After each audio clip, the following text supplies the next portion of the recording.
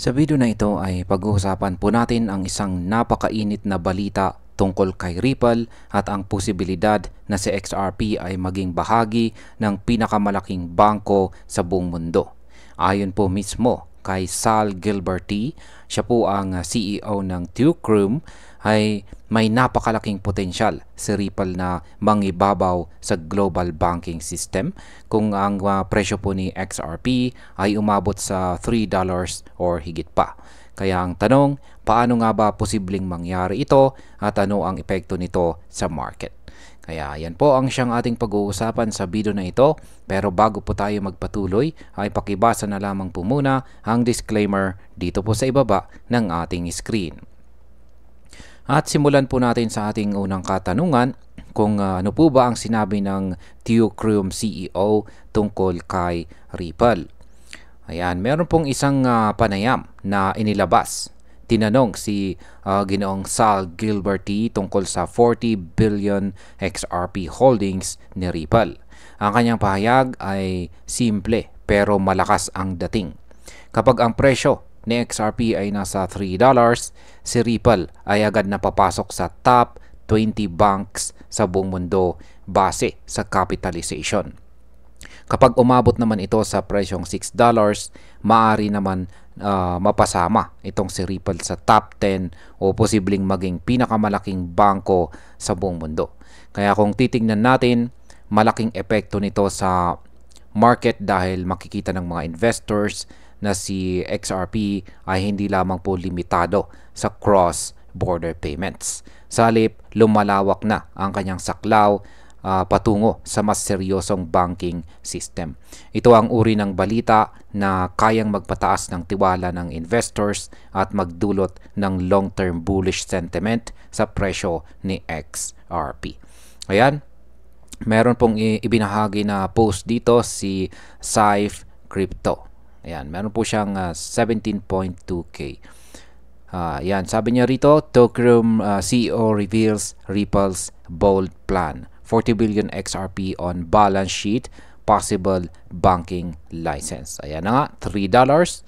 Ayan, papasok daw si XRP si Ripple sa top 20 global bank.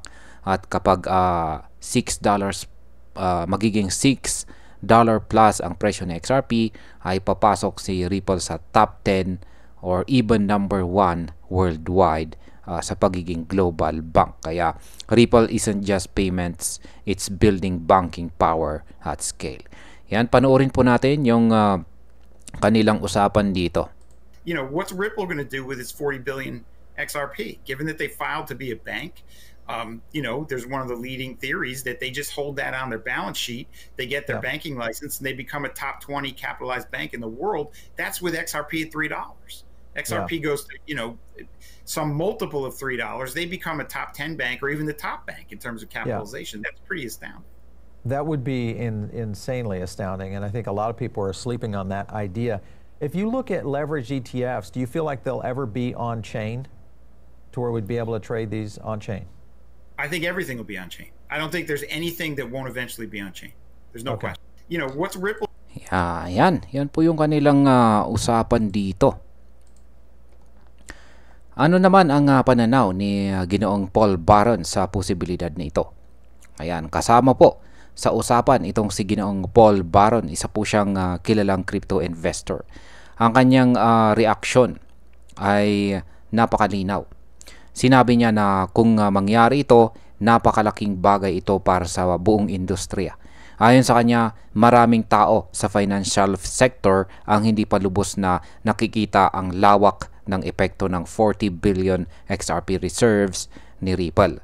Kung tama po itong si Ginoong Barron, ibig sabihin underappreciated pa itong si XRP sa kasalukuyan.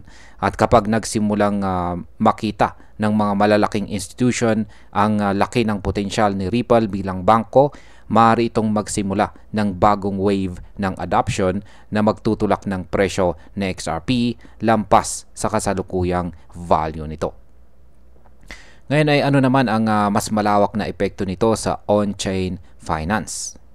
Yan, hindi lamang tungkol kay Ripple ang pinag-usapan ni na Ginoong Gilberty at Barron dito. napunta rin sila sa mas malawak na tanong. Pwede bang ang mga financial instruments tulad ng leverage ETF ay mailipat sa blockchain or on-chain? Ayon po kay Ginoong Gilbert T., walang duda na darating ang panahon na lahat ng financial products ay magiging on-chain. Kung totoo ito, ibig sabihin mas lalawak pa ang paggamit ng blockchain hindi lang sa crypto trading kundi pati na rin sa traditional markets. Para po kay Ripple, malaking advantage ito dahil maaring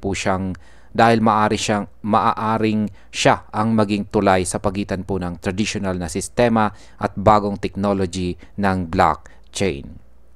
Ang ganito pong pagbabago ay posibleng magpabilis ng adoption at magpataas ng demand kay XRP bilang pangunahing digital asset.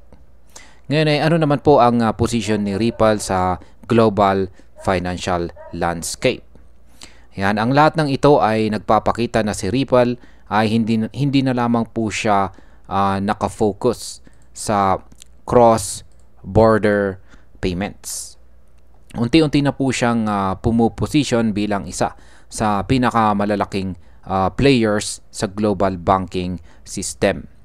Kung makakamit niya ang banking license at magamit ng tama ang kanyang XRP holdings, maaari po niyang baguhin ang pananaw ng mga tao sa pagitan ng digital assets at saka traditional na banking. Ang potensyal na ito ay hindi pa lubos na kinikilala ng market. Kaya kung mangyari po ang scenario na sinasabi ni Ginoong Gilbert T., maaari po tayong makakita ng biglaang pag-akyat ng presyo na magugulat ang maraming mga investors.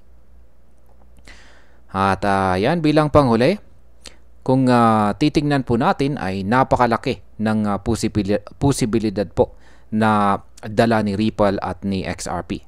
Hindi ito simpleng balita lamang, kundi indikasyon na ang direksyon ng crypto ay papunta na sa mas malalim na integration sa traditional na finance. Kung si Ripple ay makapasok po sa top 20 or top 10 banks sa buong mundo, magbabago ang buong laro ng financial system. Para sa akin, ang pinakamahalagang takeaway po dito ay simple. Ang market ay madalas hindi agad nakaka-recognize ng tunay na halaga ng isang asset. At si XRP ay posibleng isa sa mga undervalued assets ngayon. Kapag dumating po ang panahon na maipatupad ang mga sinasabi ni Ginoong Gilbert T., maaaring maging huli na ang pagsakay sa wave para sa mga late na investors.